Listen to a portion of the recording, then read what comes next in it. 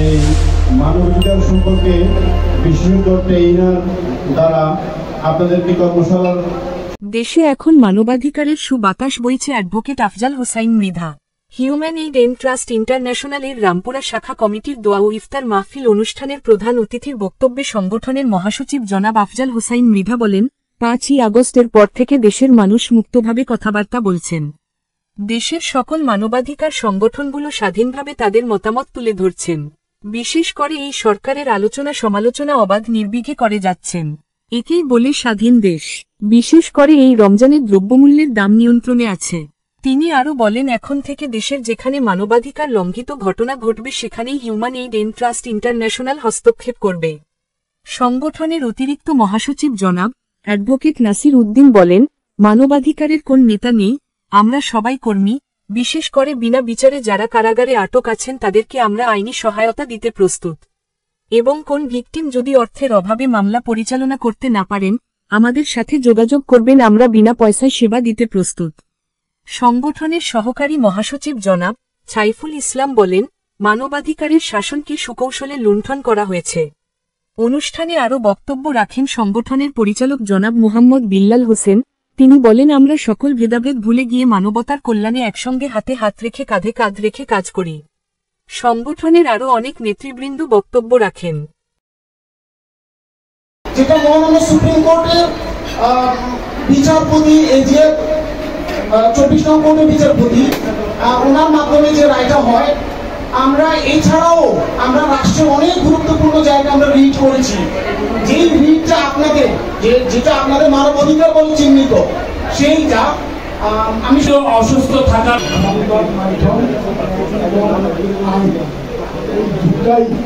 আজকে বাংলাদেশের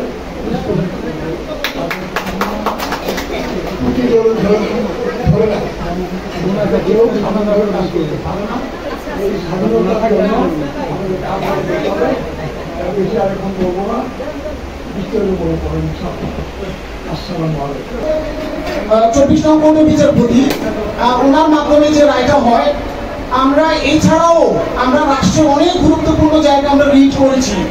যেই রিডটা আপনাদের যেটা আপনাদের মানবাধিকার বলে চিহ্নিত, সেইটা আমি অসুস্থ থাকার পরেও মানবাধিকারের কথা শুনে, মানবতার কথা শুনে, মানুষের জন্য, মানুষের অধিকার বাস্তবায়নের জন্য এই অসুস্থ শরীর নিয়েও উনি আজকে আমাদের মাঝে উপস্থিত হয়েছেন। আমি আমার অন্তরের অন্তঃস্থল থেকে Human aid and Trust International কেন্দ্রীয় সংসদের পক্ষ থেকে এবং আমাদের বোর্ড অফ ট্রাস্টের পক্ষ থেকে, বোর্ড অফ ডিরেক্টরের পক্ষ থেকে আন্তরিক ধন্যবাদ ও কৃতজ্ঞতা জানাই।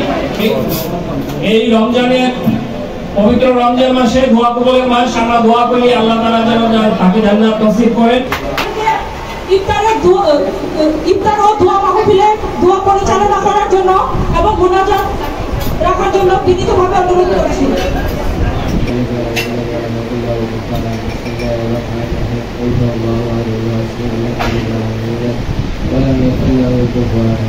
اللهم صل على سيدنا محمد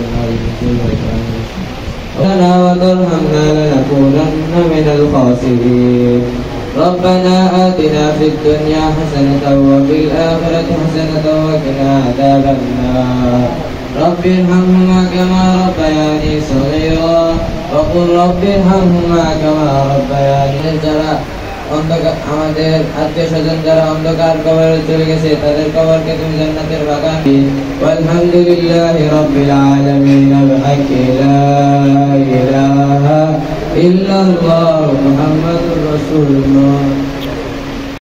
ভিন্নভাবে বলবো বিষয়টা যে আমরা আজকে বিশেষ করে আমাদের আল্লাহ বলেন, আমাদের নবী বলেন, আমরা যেভাবে আল্লাহকে এবং নবীকে ডাকি, এটা কিন্তু আসলে প্রকৃত অর্থে ঠিক হয় না, যার কারণে আমাদের ভিতরে মানবতাটাও ঠিক মতো কাজ করে না। শীঘ্রই আমরা